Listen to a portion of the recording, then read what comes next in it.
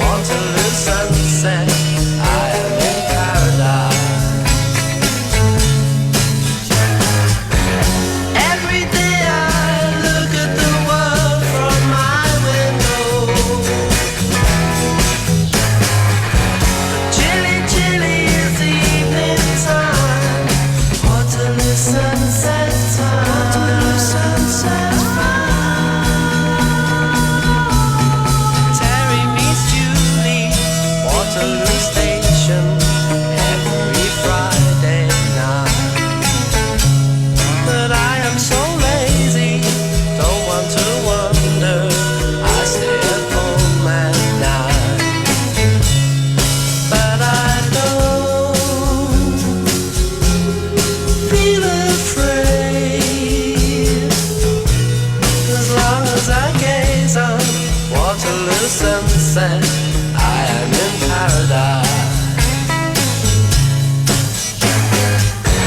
Every day I look at the world from my...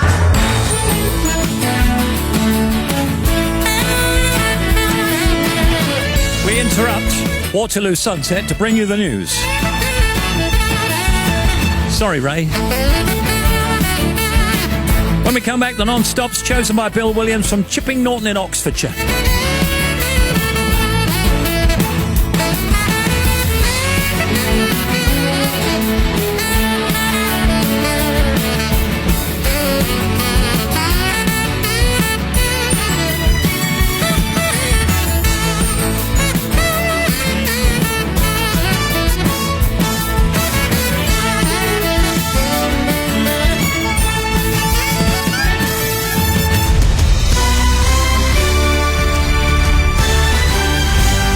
BBC News at 3 o'clock. This is Nikki Cardwell. NATO's Secretary-General says Ukraine can rely on the military alliance for as long as it takes in its fight against Russia's invasion.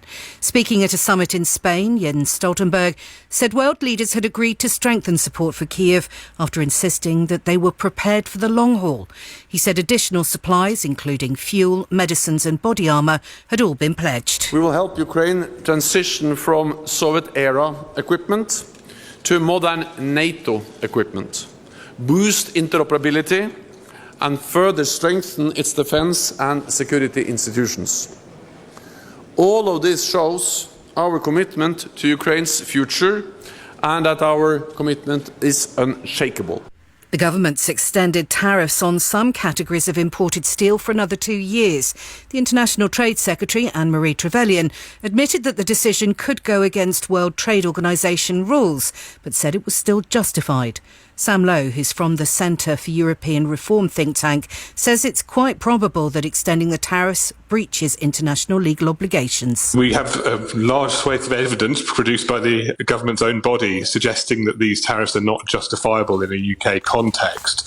So it is probable that another country will look at that and say, well, let's think about bringing a challenge. And we will only find out if the UK is compliant with its obligations or not following a challenge and the result of any dispute. The Duke and Duchess of Cambridge say the legacy of Dame Deborah James, who's died at the age of 40, will live on. As a presenter